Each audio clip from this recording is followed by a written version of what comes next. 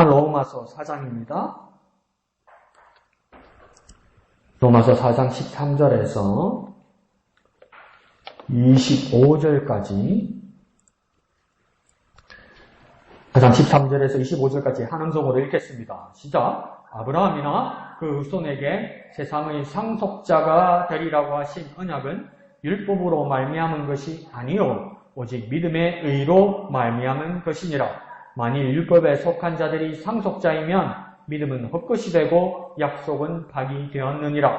율법은 진노를 이루게 하나니 율법이 없는 곳에는 범법도 없느니라. 그러므로 상속자가 되는 그것이 은혜에 속하기 위하여 믿음으로 되나니 이는 그 약속을 그 모든 후손에게 굳게 하려 하심이라. 율법에 속한 자들에게 뿐만 아니라 아브라함의 믿음에 속한 자에게도 그러하니 아브라함은 우리 모든 사람의 조상이라. 기록된 바 내가 너를 많은 민족의 조상으로 세웠다 하심과 같으니 그가 믿은 바 하나님은 죽은 자를 살리시며 없는 것을 있는 것으로 부르시는 이시니라.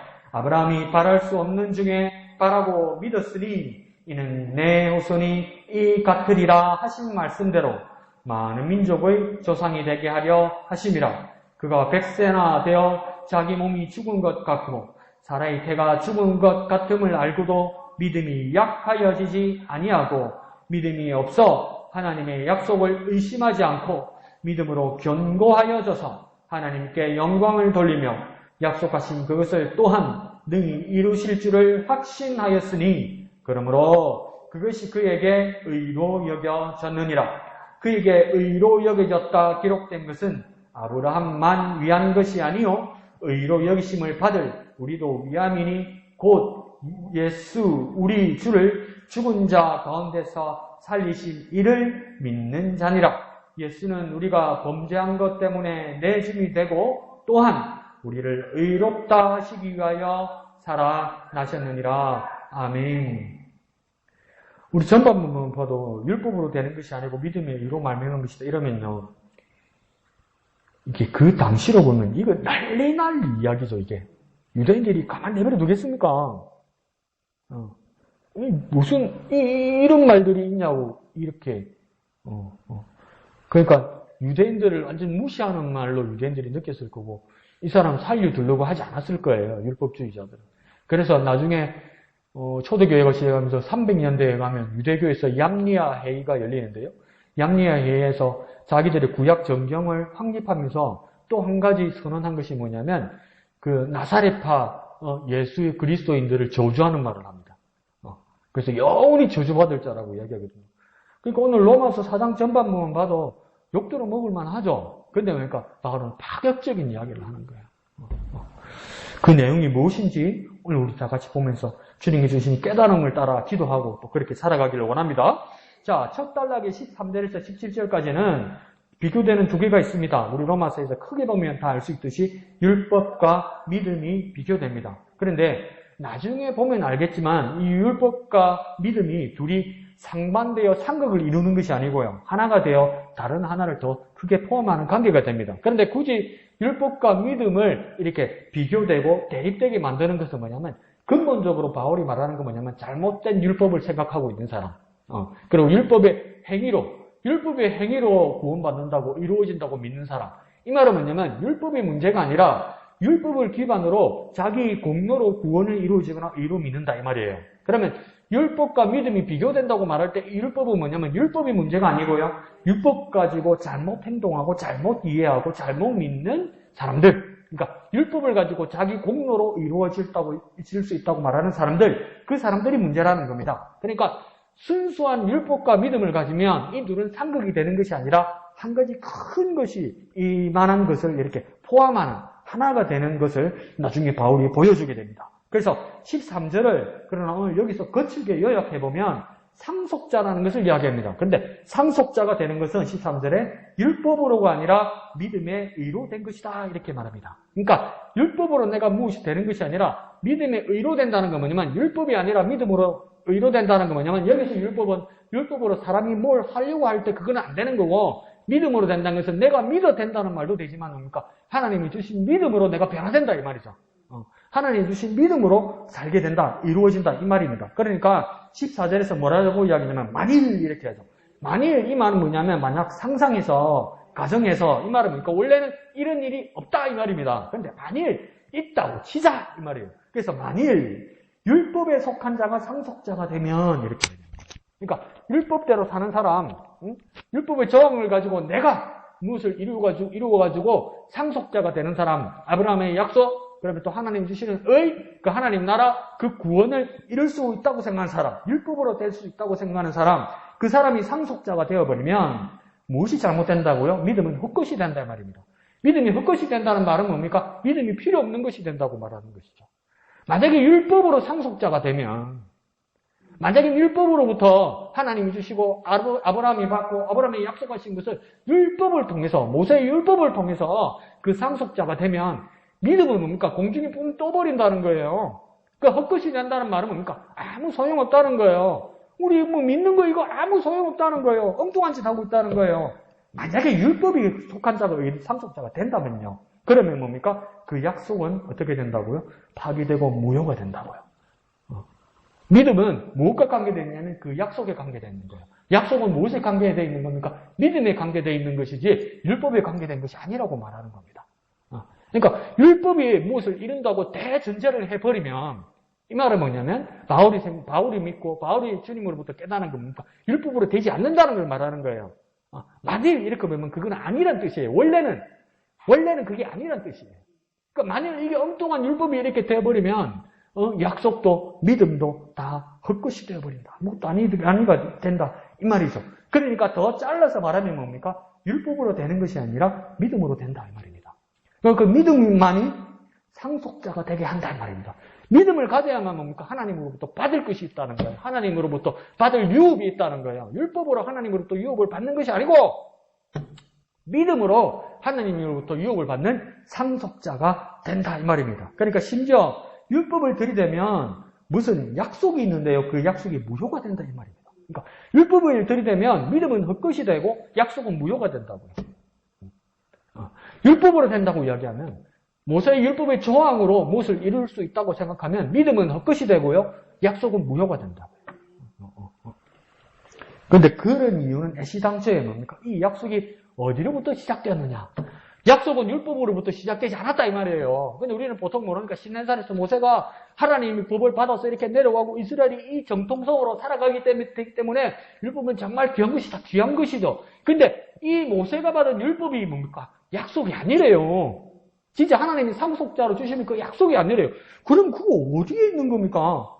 약속이 율법에 속한 자들에게 한정된 것이 아니고 하나님의 계획은 뭐냐면 율법에 속한 자들에게 약속이 한정되어 버린다면 뭡니까? 유대인 이스라엘 사람들에게만 이 약속이 내려오게 되겠죠. 근데 하나님의 원대한 계획은 뭐냐면 세상 모두를 아우르겠다는 하나님의 그 계획이 있다는 겁니다. 그 약속은 세상 모두를 향한 하나님의 약속이라는 겁니다. 그러니까 뭡니까? 율법만으로는 이 약속이 감당이 안 되는 거예요. 율법만으로는 모세와 그 이스라엘 사람들에게 준 것인데 이것만 가지고는 세상 모두에게 주는 약속이 감당이 안 된다는 거예요. 애들 말로 커버가 안 된다는 거예요. 감당이 안 된다는 거예요. 율법만으로는요. 게다가 15절에는 율법은 어떤 효과까지 보였다고 이야기합니까? 율법은 상속은커녕 범법으로 인한 심판과 진노가 있을 뿐이다 하고 무서운 예고를 합니다. 차라리 율법의 간섭이나 지배를 받지 않았으면 범법마저 없다고 이야기합니다. 그러니까 이게 율법을 알고 있어서 율법으로 뭐 의를 이루거나 상속을 되는 건 하나도 없고 율법으로 갖다 대서 거울처럼 비춰보거나 어떤 검사하는 기계처럼 비춰보니까 내가 죄인이라는 것, 내가 죄를 범했다는 것, 내가 법을 어겼다는 것 그거밖에 안 보이더라는 겁니다. 상속 이거 아무것도 안 보이더라는 겁니다. 그러니까 어떻게까지 바울이 거꾸로 이야기했냐면 차라리 율법을 몰랐더라면 범법마저 없었는데 이 말이에요. 그러면 율법이 없어서 범법마저 없었다는 것은 뭡니까? 범죄인이 죄인이 율법이 없으면 죄인이 안 된다는 말이 아니라 모르고 산다 이 말이에요. 모르고 산다고요. 그러니까 정말 없는 것인지 그걸 모르는 무지인지 모른다 이 말이에요. 그러니까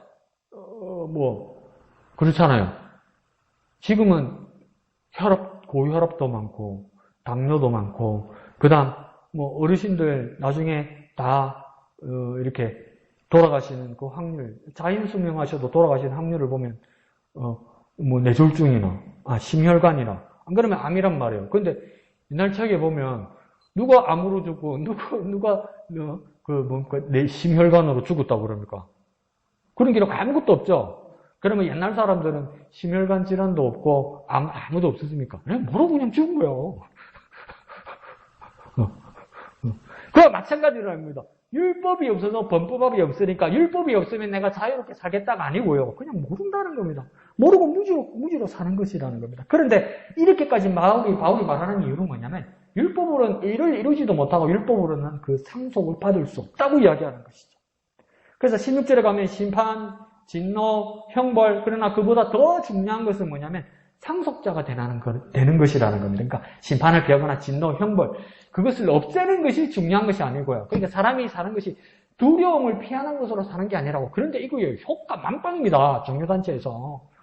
이렇게 하면 지옥 간다. 이대로 안 하면 하나님 나라 못 간다. 그러면서 내가 어제 하나님께서 환상을 보여주셨는데 집사 니는 가고 이대로 하면 집사 니는 못 간다. 하나님 그렇게 말씀하셨다면요. 열심히 옵니다. 그러니까 효과 만빵이 뭡니까? 14만 4천 딱 걸어나니까 뭡니까? 열심히 옵니다. 그 안에 들어가려고. 근데 너무 열심히 와가지고 20만 넣고 30만 넣고 이제 어쩌려면 몰라. 석차를 어떻게 먹이려고 몰라. 그래갖고 막 시험을 치더라고요. 진짜. 필기 시험을 치더라고요. 필기 시험을 치면 그 젊은 애들 팽팽 돌아가는 애들이나 잘 치지. 아직 글 모르는 애들이나 학교 다니지 오래되신 어른들이 그 시험을 어떻게 통과해요? 막 시험 드는 거야. 그 무슨 또 방법을 얘기했을 텐데 뭐 자세히는 못 들었어요. 내가 그 신도는 아니니까. 근데 그러니까 이것보다 더 중요한 거. 근데 교회도 그러고 있다는 거예요. 어떤 교회는. 근데 뭔가 그 교회는 사람 많더라는 거지. 살아남으려고. 근데 우리의 복음은 뭡니까? 공포를 가지고 살아남으려고 가르치는 게 아니란 말이에요. 뭐라고 해야 합니까? 상속자가 되는 것이 목적이라는 겁니다. 이 상속자가 되는 것인데 16절에요. 이 상속자가 되는 것은 은혜에 속하는 것이다 이 말이에요. 그런데 그러니까 이 상속자는 진노하는 율법으로는 안 되고 은혜로 된다 이 말입니다.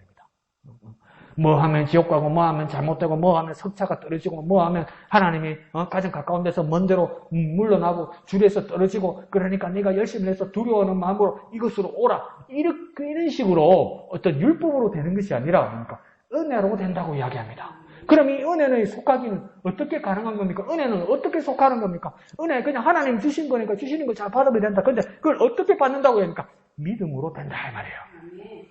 더 다듬어서 말씀드리면요. 더 쉽게 말씀드리면요. 율법으로는 안 되고 오직 믿음으로 된다 이 말이에요. 율법으로는 안 되고. 우리 목사들에게 던지고 타 종교에게 던지는 말은 뭡니까? 공포나 두려움이나 협박으로는 안 되고 믿음으로 된다 이 말이에요. 오늘 우리에게 말할 때는 뭡니까? 내가 무엇을 지키거나 내 공로로 되는 그런 율법주의로는 안 되고 뭡니까? 오직 믿음으로 된다 이 말입니다. 율법으로는 안 됩니다. 오직 믿음으로 된다고 이야기하는 거예요. 그래서 믿음으로 은혜에 속하고 그 약속하신 대로 상속자가 되는 겁니다.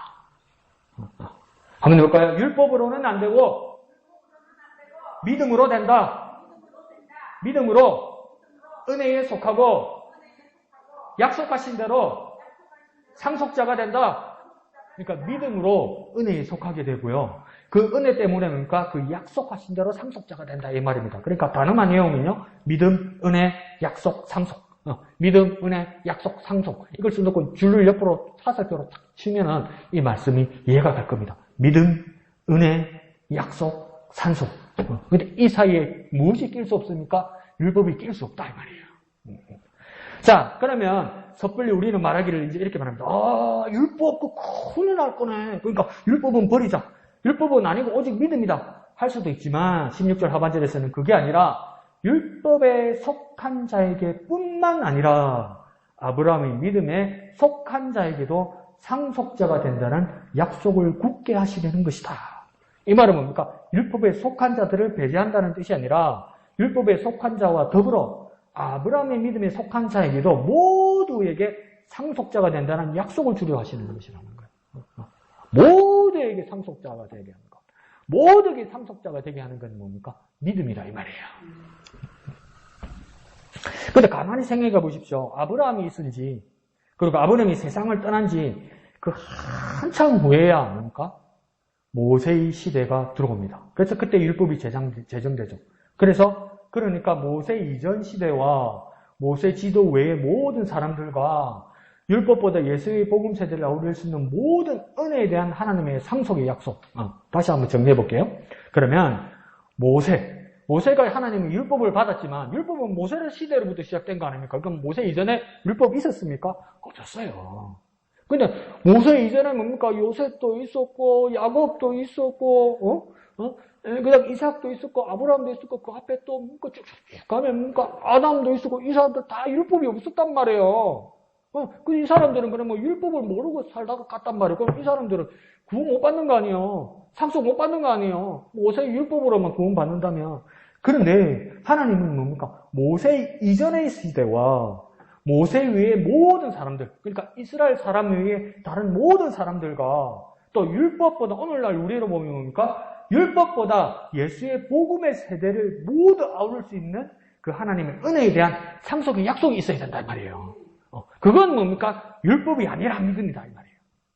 모두를 아우르고 모든 세대를 아우르고 모든 지역을 포괄하기 위해서는 뭡니까? 율법이 아니라 믿음이다 이 말이에요. 이 말은 뭡니까? 나를 위해서 이것도 맞지만 모두를 위해서라는 거예요. 모두를 위해서. 누구 하나 배제할 수 없는 것이 모두를 위한 것이 무엇입니까? 하나님 나라의 복음이고 하나님 나라를 상속하는 것이라는 거예요. 그러니까 율법이 아니라 믿음이다 이 말이에요. 그러면 이게 우리에게 정말 다행인데 우리가 또 우리의 삶에서 적용할 때 나만 됐으니까 안전하고 다른 사람 너희들은 배제되어야 된다. 너희들은 자기 귀엽다. 그렇게 말하면 안 된다 이 말이에요. 나는 이만큼 예배하고 나는 이만큼 헌금하고 나는 이만큼 출석하고 나는 이만큼 오래 믿었으니까 나보다 못한 너희는 안 된다 이렇게 말해도 안 된단 말이에요. 율법도 안 되고 내 기준도 안 되고 내 공로도 안 된단 말이에요. 뭐로가 안 된다는 말입니까? 믿음으로 된다 말이에요. 믿음으로. 온 세상과 온 시대와 모든 사람들을 위한 믿음으로 된다 이 말이에요. 그래서 그 상징이 뭡니까? 율법이 아니라 믿음이다 이 말입니다. 한번 해볼까요? 율법이 아니라 믿음이다. 율법이 아니라 믿음이다. 이건 뭡니까? 나에게 적용하면 내 이해 방식과 내 투덜이와 나도 모르는 내 기준이만이 아니라 뭡니까? 모든 것을 아우르는 믿음으로 된다 이 말이에요. 나를 초월하는 믿음으로 된다 이 말이에요. 근데 우리가 판단하는 기준이 하나님 말씀대로라고 그러고 우리는 기도해봐서 안다고 그러고 우리는 믿어봐서 안다고 그러면서 다른 사람들을 판단하잖아요. 그게 다 내 기준이에요. 내 기준이에요, 그거. 그러면 나는 무엇입니까? 율법조항 제대로 모르고 십계명 하나 제대로 다 못 외워도 나 율법주의자 되는 거예요, 그게. 그러니까 율법이 아니라 무엇입니까? 모두를 아우르는 믿음으로 된다, 이 말이죠. 자, 그러니 아브라함은 율법이 없는 시대에도 또 율법 아래에 있는 세대에도 율법의 영향력 밖에 있는 세대와 모든 사람에게도 무엇입니까? 16절 하반절에 뭐랍니까? 모든 사람의 조상이 된다, 이 말이에요. 히브리인의 조상만이 아니라 모세 시대의 조상만이 아니라 뭡니까? 모든 사람의 조상이 된단 말이에요.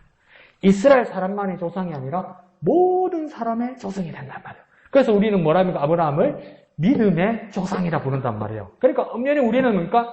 대한민국 사람이지만 믿음을 따라보면 아브라함은요 우리의 조상이 된다는 거예요. 왜 아브라함이 우리의 조상이 됩니까? 믿음으로 보면 우리 조상이 된단 말이에요. 그러니까 막 어떤 사람들 요즘 성경 문제지 어려우니까 나한테 막 불만하고 토로하는 사람들이 이랍니다. 목사님 이렇게 어려운 걸 내면 됩니까? 그래 틀리면요 공부도 하고 더 배울 수 있지 이러면 어떤 사람입니다. 막 사람 이름 같은 거 지역 이름 같은 거 말입니다. 목사님 나는 내 본적도 모르고 우리 할아버지 이름도 모르는데 남의 할아버지 이름을 내가 꼭 알아야 되겠습니까? 필요 없지 않습니까? 그 말이 아니라고요 여러분.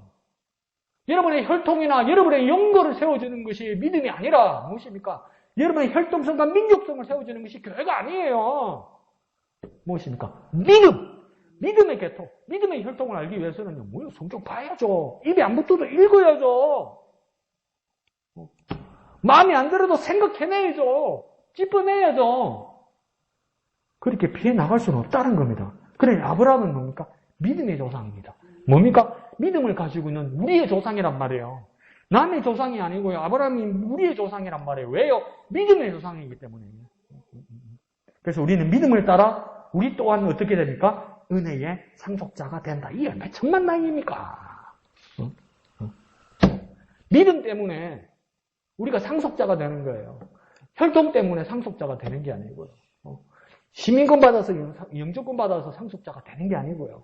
믿음 때문에 상속자가 되는 거예요. 그러니까 아브라함은 뭡니까? 우리의 조상이 되는 거예요. 아브라함이 왜 우리의 조상이 됩니까? 믿음 때문에 우리의 조상이 되는 거예요. 아브라함도 이 믿음을 가지고 우리도 이 믿음을 가지고 있고 같은 믿음을 가지고 있기 때문에 아브라함이 우리의 조상이 되는 거예요. 그 사람들 밖에서 뭐냐면 지네 할배 이름도 모르는 게 아브라함이 지 조상이라는 거예요. 믿음 때문에 우리 조상이 되는 거예요. 우리 6대조 7대조 할아버지 몰라도요. 아브라함은 알아야죠. 그러면 사람 밖에 사람들은 저 쌍끝을 받나 이럴 거예요. 그래요. 맞아요. 그럴 수 있는데 우리는 믿음 때문에 아브라함을 아는 거예요. 그래서 믿음 때문에 우리는 나의 믿음, 아브라함의 믿음 같아서 아브라함은 우리 조상이 되는 거예요. 그래서 하나님 나라 와서 그러라고 할배요. 할배요. 우리 할배란 말이에요. 한번 해볼까요? 믿음의 조상 아브라함. 믿음의 조상 아브라함. 예, 믿음의 조상 아브라함은 누구의 조상입니까? 우리의 조상이다 이 말입니다. 그래서 우리는 믿음을 따라 은혜의 상속자가 되는 겁니다. 누구와 같이요? 아브라함과 같이요. 자, 이제는 더 구체적으로 아브라함의 현실과 처한 모습을 보면서 그 믿음을 발견합니다. 그럼 아브라함은 왜 믿음이 조상이고 아브라함의 믿음은 어떤 모습이었나? 17절에서요. 내가 너를 많은 민족의 조상으로 세웠다 이렇게 말씀하세요. 이 말은 뭐냐면 창세기 17장 5절의 말씀을 다시 한번 오늘 본문 17절에서 바울이 인용한 겁니다. 그래서 이 상황은 뭐냐면 장차 율법을 받을 이스라엘 유대인들만의 조상으로 세운다고 말하지 않아요. 내가 너를 또 곧 내 하나님이 너 아브라함을 그러니까 이스라엘의 조상으로 세운다 이렇게 말하지 않아요. 무슨 조상요? 많은 민족의 조상으로 세운다고 이야기해요. 다시 문법적으로 고쳐서 말하면요. 많은 민족들의 조상으로 세운다 이 말이에요. 하나의 민족의 조상으로만 세우는 것이 아니라 모든 민족들, 많은 민족들의 조상으로 세운다 이 말이에요. 그러니까 많은 민족으로 조상을 세웠다는 것을 말하면 다시 다른 각도로 말하면 뭡니까? 혈연 공동체가 아니라 믿음의 원리를 쫓는 모든 사람의 조상이 된다 이 말입니다. 혈통이나 가문이나 집안으로 이 사람이 조상이 되는 게 아니라는 겁니다. 하나님 나라의 공동체는 이거로 세워지는 게 아니란 말입니다. 믿음의 원리를 쫓는 모든 사람의 조상이 아브라함이 된다는 겁니다. 왜요? 아브라함은 이 믿음을 가지고 있어요. 아브라함은 이 믿음을 받은 거예요. 너는 뼈대 있고 가문이 있는 집안이라서 아무에게나 조상이 되면 아무나 네 후손이 되는 것이 아니라 그러니까 이스라엘 그리고 이 자손들에게만 조상이 되니까 너는 이 혈통을 잘 지키라. 하나님 그렇게 말씀하신 적이 없단 말이에요. 내가 너희 많은 민족들의 조상으로 세운다. 그럼 이 많은 민족들은 무엇으로 포함되는 것이겠습니까? 혈통이나 가문이나 이름으로 되는 것이 아니라 무엇입니까? 믿음으로 된단 말이에요. 믿음으로. 같은 믿음의 원리를 쫓는 모든 사람들이 조상이 된다는 말이에요. 자, 그러면서 가문, 혈연, 민족을 넘어서 믿음을 가지고 은혜에 속하여 상속자가 되는 모든 민족, 열방의 공동체를 결성하신다는 말입니다. 그래서 이 약속을 최초로 받은 사람이 누구입니까? 아브라함이란 말이에요. 이 약속 모든 민족들을 통해서 모든 민족들에게 상속자가 되게 하겠다고 처음 약속을 받은 자가 누구 있냐면 그 사람이 아브라함이란 말이에요. 그러니까 아브라함이 누구입니까? 동네 말로 원조란 말이에요. 그 원조란 말이에요. 그 원조 그 할배가 누구란 말입니까? 우리 믿음의 조상이란 말이에요. 나의 믿음의 조상이란 말이에요. 그 믿음의 계보를 지키는 저와 여러분 되시기를 부탁드립니다. 가문, 가족, 혈통, 이익, 혜택, 뭐 주는 거, 그것도 잘 지켜야죠. 그보다 더 중요한 것이 무엇입니까? 믿음의 계보를 지켜야 돼요. 믿음의 계보를. 아브라함으로부터 시작된 믿음의 계보를 내가 놓치지 않고 잘 지켜야 되는 거야. 그리고 믿음의 계보를 지키는 거니까 뭡니까? 내 세대에서 끝나면 안 되고 그러니까 다시 우리 후손들에게 이어줄 수 있어야 되는 거예요. 믿음의 계보를 지키는 저와 여러분 되시기를 부탁드립니다. 그래서 침례요한은 유대인들에게 그렇게 말합니다. 너희가 아브라함의 후손이라 말하지 마라. 하나님은 이 돌들로도 아브라함 자손 만들 수 있다. 예수님도 아브라함이 자기 조상이라고 들먹이는 유대인들에게 뭐라고 이야기합니까? 아브라함이 나기 전부터 나 예수가 있었다. 이렇게 말씀하셨어요. 그러니까 이 두 침례요한과 예수님의 말씀은 무엇입니까? 차마 혈통, 민족이 아니다 이 말이에요. 그러니까 오직 율법 아래, 모세의 율법 아래 있는 것도 아니라는 거예요. 무엇입니까? 율법 이전에 믿음의 공동체다 이 말입니다. 율법 이전에 믿음의 공동체예요. 그러니까 율법보다 먼저 뭐가 있었습니까? 믿음이 있었던 거예요. 모세보다 아브라함이 먼저 있었으니까. 모세는 율법을 받았고 아브라함은 뭡니까? 약속을 받았습니다. 그러면요. 모세보다 아브라함이 먼저고, 그 말은요, 율법 이전에 믿음의 공동체가 우선이다 이 말이에요.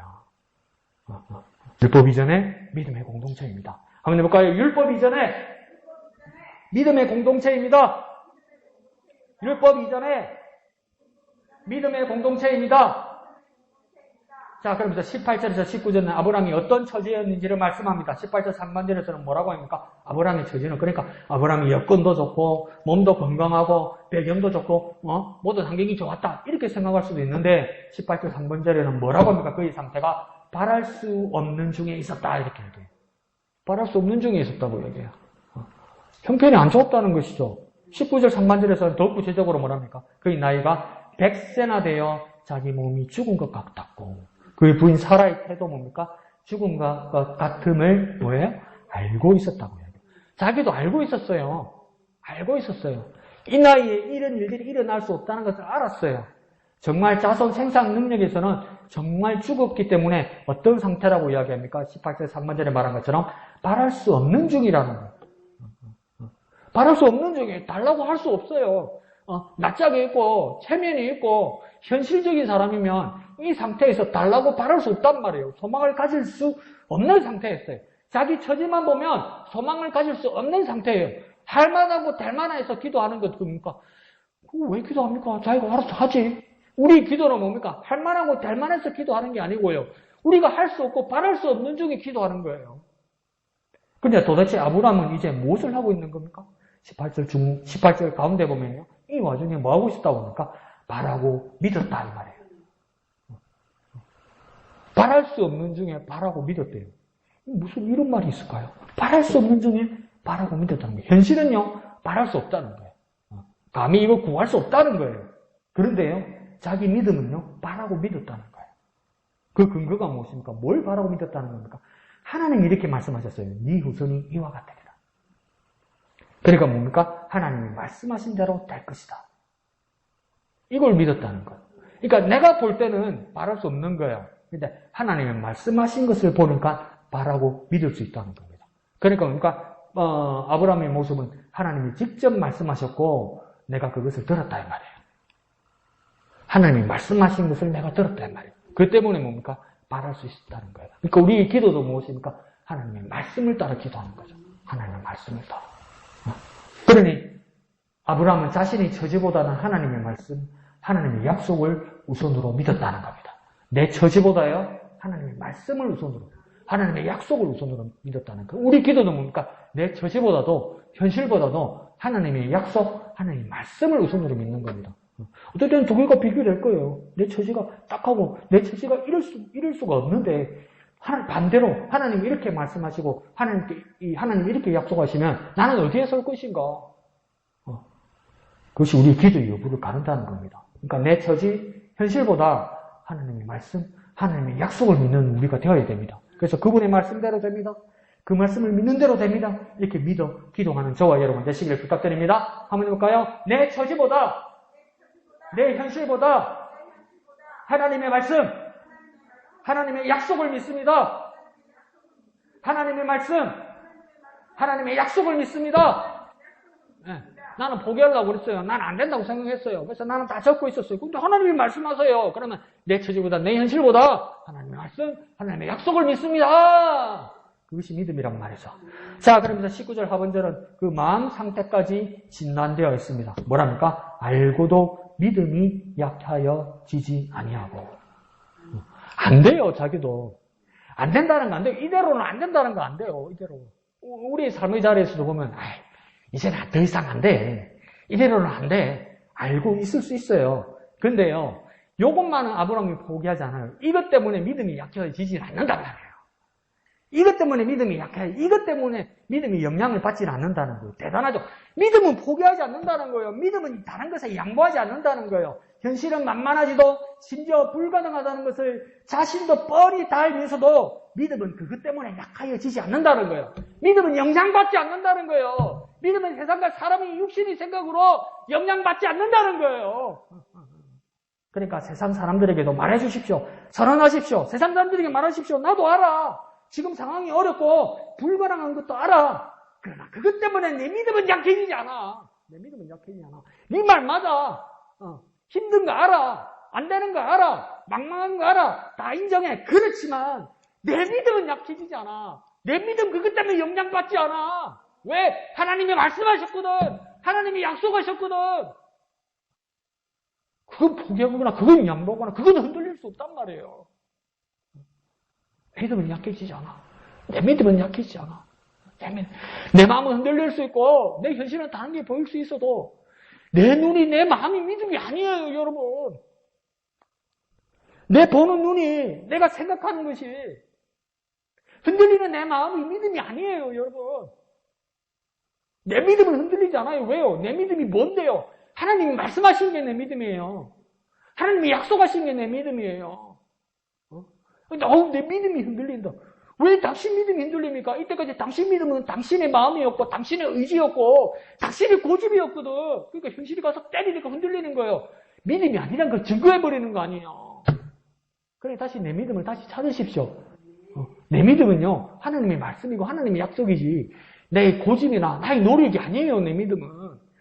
그럼요 세상 그 어떤 것이 오고 내가 어떤 것이 보이고 내 마음이 어떤 것이 흔들릴지라도 흔들리는 건 내 마음이고 흔들리는 건 내 눈동자일 뿐이지 내게 있는 믿음은 흔들리지 않아요. 내게 있는 믿음은 약해지지 않아요. 그것만 붙으세요. 그것만. 그러니까 막 자신 있게 말하시죠. 내 믿음은 흔들리지 않아. 내 믿음은 흔들리지 않아. 내 믿음은 흔들리지 않아. 왜? 하나님 거거든. 하나님이 내게 주신 것이거든. 내 믿음은 흔들리지 않아. 그렇게 당당하게 선포하는 저와 여러분 되시길 부탁드립니다. 한번 해볼까요? 내 믿음은 약해지지 않아. 내 믿음은 흔들리지 않아. 내 믿음은 약해지지 않아. 내 믿음은 흔들리지 않아. 확신 가운데 있어요, 여러분. 왜요? 내 믿음은 하나님이 말씀하신 것이고 하나님이 약속하신 거예요. 내가 끌어당기는 게 아닌가. 그러면 이 말을, 이 선포를 마귀가 듣고 불신령이 들으면 나자빠지지 않겠어요? 이야, 큰일 났다. 어디다 들이박하게 줄이해버렸나. 그러니까 진짜 세상이 마귀가 불신령이 절망하게 만들어버리란 말이에요. 뭘로 그렇게 할 수 있습니까? 믿음이 그럴 수 있단 말이에요. 믿음이. 하나님 주신 약속, 하나님 주신 말씀을 붙드는 믿음이 그럴 수 있단 말이에요. 그 불신과 마귀의 그 유혹을 이겨내고 무너뜨리는 능력의 사람 되시기를 예수님 이름으로 축복드립니다. 자, 그러면서 20절, 21절에 믿음이 어떤 일을 만드는지, 어떤 능력이 있는지, 어떻게 변화시키고 역사하는지 보여줍니다. 자, 20절로부터 먼저 거꾸로 말하면 뭐라고 이야기하냐면 믿음이 없어지면 어떤 일이 일어납니까? 의심합니다. 그러니까 내가 의심하고 흔들리고 있으면 내 믿음이 없어지고 있다는 것을 진단하십시오. 그리고 고치십시오. 내가 의심하고 흔들리고 있다면 내 믿음이 없어지고 있구나. 그러면 뭡니까? 다시 진단한 것에 따라 고치란 말이에요. 어떻게 고칩니까? 하나님의 말씀, 하나님의 약속을 붙들란 말이에요. 어떤 방법이 있을까? 어떤 길이 있을까? 어떤 틈이 있을까? 그거 찾는 시간에 하나님의 약속, 하나님의 말씀을 먼저 세우란 말이에요. 그래서 내 믿음을 다시 굳게 하란 말이에요. 의심하면. 도리어 반대로요. 믿음이 견고하여지면 어떻게 된다고 합니까? 하나님께 영광이 된다 이 말입니다. 우리가 믿음이 견고해지면 왜 하나님께 영광이 될까요? 왜 그렇습니까? 우리의 믿음은요. 하나님의 말씀이고 하나님의 약속이기 때문이죠. 그러니까 하나님의 말씀, 하나님의 약속이 내게 있다는 것이 증거가 되니까 뭡니까? 하나님께 영광이 되는 것이죠. 그와 같은 우리 21절에 더 큰 일이 일어납니다. 어떻게 된다고 합니까? 확신에 서게 된다. 어떤 확신, 무슨 확신을 말할까요? 약속하신 그것을 능히 이루실 줄 확신하는 겁니다. 하나님이 약속하신 것 능히 이루신다. 충분히 이루신다. 되고도 남는다. 그것을 확신한단 말이에요. 될까 말까 한번 보자. 그건 확신 아니죠. 하나님 말씀하시니까 되는가? 한번 보자. 가까이 가면 피 튀기고 가까이 가면 파편 튀기니까 저 멀리서 번호표 받아가 뒤에서 그건 확신 아니잖아요. 확신은 뭡니까? 하나님이 약속하셨으니 능히 이루신다고 확신하는 겁니다. 그러니까 이 확신의 모습은 뭐냐면 이 시점이 이미 이루어진 것은 아니에요. 아직 이루어진 것은 아니에요. 뭡니까? 약속만 받은 거예요. 그런데 믿음의 눈은 어떻게 되냐면 이미 이루어진 것으로 미리 보게 된다 이 말입니다. 이게 말은 안 되는데 약속이니까 아직 현실을 받은 건 아니에요. 그렇지만 뭡니까? 약속을 받은 사람이 믿음으로 확신을 가지게 되면 미래의 일에 대해서 무엇입니까? 이미 이루어진 것으로 미리 보게 된단 말입니다. 이미 이루어진 것으로 미리 보게 되는 것. 이게 뭡니까? 확신입니다. 미래에 일어날 일이지만 이미 이루어진 것으로 믿어서 확신하는 겁니다. 이미 이루어진 것으로 미리 본다. 이미 이루어진 것으로 미리 본다. 이미 이루어져서 완료된 것으로 뭡니까? 미리 본다. 그리고 이게 예언의 능력 아닙니까? 예언은 그러면 어디로부터 일어나는 겁니까? 믿음으로부터 일어나는 거예요. 예언은 미래의 일이에요. 그러니까 될까 안 될까 맞추는 게 예언이 아니고요. 하나님의 약속 말씀을 붙들어서 그 약속이 미래에 이루어질 것인데 하나님이 눈을 열어주셔서 그 미래의 시대에 이루어질 것을 뭡니까? 내가 이미 보았다는 말이에요. 이미 보았다는 말이에요. 앞으로 일어날 일에 대해서 이미 보았다는 그 뭐 때문에 일어나는 겁니까? 믿음 때문에 일어나는 거죠. 확신 때문에 일어나는 것이죠. 이게 뭡니까? 영안이고 영적인 안목이고 영적인 시각이고 예언의 영 아닙니까? 이게 다 무엇으로 일어나는 겁니까? 믿음으로 일어나는 거죠. 확신으로 일어나는 거죠. 그럼 이건 어떻게 된 것입니까? 믿음으로 확신할 때, 믿음이 없어 의심하는 것을 극복할 때, 또 뭡니까? 다시 믿음으로 견고하여서 확신하게 설 때 무엇입니까? 이것이 더 견고해지고 믿음 가운데 확신 가운데 있게 된다는 겁니다. 그러니까 오늘 불렀던 257장 찬송처럼 뭡니까? 마음에 가득한 의심을 깨치고 지극히 화평한 마음으로 확실히 믿는단 말이에요. 마음에 가득한 의심은 깨쳐버리고 확실히 믿는단 말이에요. 하나님의 약속, 하나님의 말씀을 확실히 믿는단 말이에요. 그때 놀라운 역사가 일어난다는 겁니다. 그래서 22절은 뭐라고 합니까? 그런 상태의 아브라함을 하나님입니까? 그것이 그에게 의로 여겨졌다. 의로 뭡니까? 하나님께서 그 믿음이 올바르게 보셨다는 겁니다. 우리의 바른 믿음, 우리의 올바른 믿음은 무엇입니까? 믿음과 확신이에요. 확신. 그러니 아브라함의 의로움, 아브라함의 올바른, 아브라함의 당연한 모습, 아브라함의 동일은 무엇입니까? 믿음으로 의심을 이기고 믿음으로 확신할 때. 믿음으로 의심을 이기고 믿음으로 확신할 때. 둘 다 뭡니까? 믿음으로 의심을 이기고 믿음으로 확신할 때 뭡니까? 하나님께서 의로 여기신다.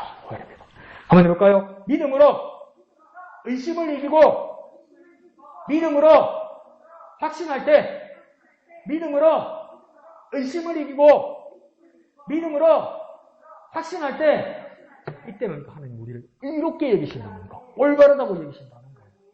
그런데 23절은 이상한 말씀을 합니다. 그에게라고 그러더니, 아브라함 그에게 그렇게 말씀하시더니, 이 율법이 아니라 믿음의 조상 아브라함에게, 그 믿음의 아브라함에게 의를 여겼다. 이렇게 생각했어요. 우리 여기까지 잘 따라온 거예요. 그죠? 그러니까 율법이 아니라 믿음의 조상 아브라함에게 그것을 의로 여기셨다고 말했는데, 여기까지 우리가 잘 따라왔는데 23절 하반절에서 뭐라고 하냐면 아브라함만을 위한 것이 아니요 그래요. 아브라함은 포함되는데 아브라함만을 위한 것이 아니다 이렇게 말해요. 그래서 24절 중반절에 뭡니까? 아브라함뿐만 아니라 뭡니까? 우리도 위함이다 이라는 거예요.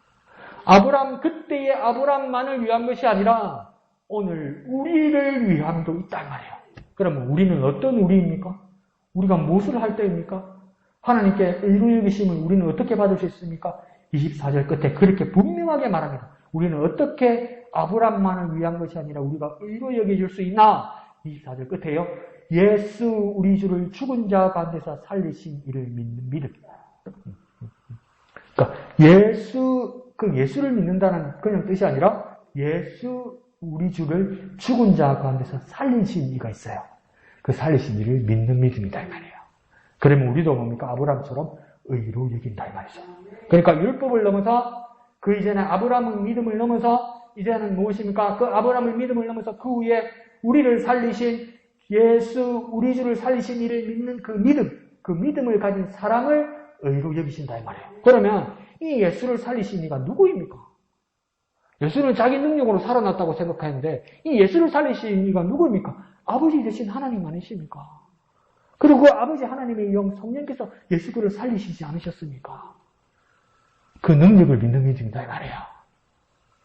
그때 무엇입니까? 모세의 율법을 넘어서 아브라함뿐만 아니라 그 예수를 살리신 아버지 하나님 그 성령을 믿는 자를 의로 여기신다 이렇게 말하는 겁니다. 그러니까 율법보다 이제는 아브라함까지 넘어서 하나님은 무엇을 하셨길래 그를 믿는다 이 말입니까? 24절 중반절에요.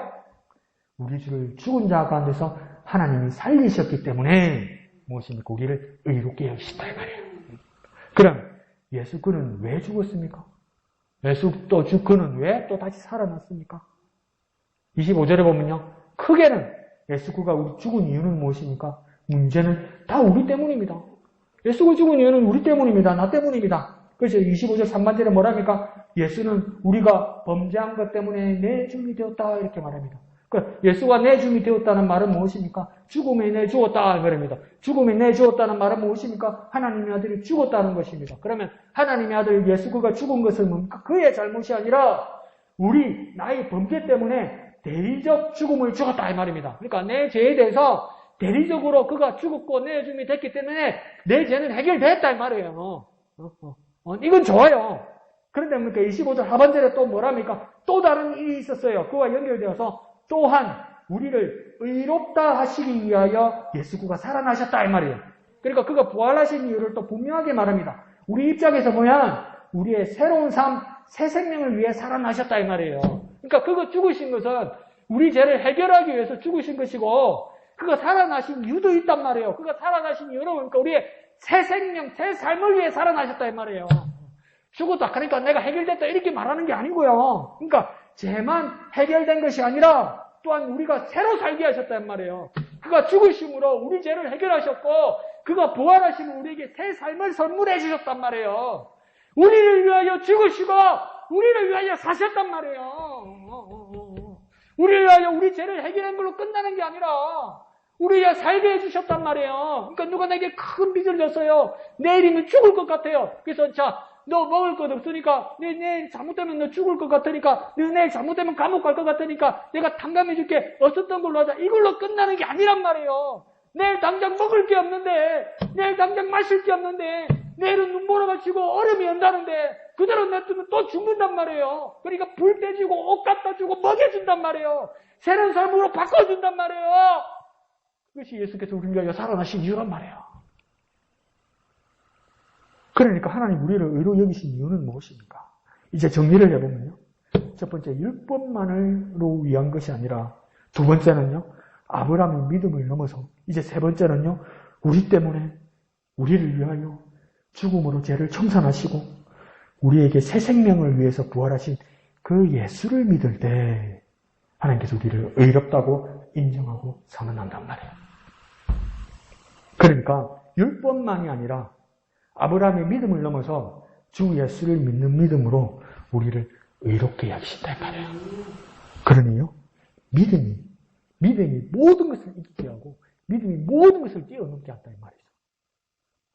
예수를 믿는 믿음이 의심에서 확신으로, 확신에서 의로, 그 의에서 끝나는 것이 아니라 새 생명과 새 삶으로 우리를 이끄신다 이 말이에요. 그 놀라운 일들을 뭡니까? 예수 그리스도를 통해서 하나님이 하셨다 이 말이에요. 그렇게 우리를 의롭게 여기셨다 이 말이에요. 그래 예수를 믿는 믿음이니까 모든 것을 이기고 모든 것을 극복하고 모든 것을 살려낸단 말이에요. 그럼 예수를 믿는 믿음이 얼마나 큰 겁니까? 예수를 믿는 믿음이 우리에게 얼마나 큰 겁니까? 그 예수를 믿는 믿음으로 새 생명을 살아가는 저와 여러분 되기를 부탁드립니다. 한번 해볼까요? 믿음이 이긴다. 믿음이 이긴다. 예수를 믿는 믿음이 이긴다. 예수를 믿는 믿음이 이긴다. 예수를 믿는 믿음이 모든 것을 이기고 모든 것을 극복하고 예수를 믿는 믿음이 우리 죄를 해결하여 죽으실 뿐만 아니라 예수가 부활하셔서 그 예수를 믿는 믿음으로 우리에게 새 생명, 새 삶을 주시는 그 믿음으로 이겨내고 극복하고 살아나가는 저와 여러분 되시기를 거룩하신 예수님의 이름으로 축복드립니다. 이 시간 다 같이 찬송하신 후에 기도하도록 하겠습니다.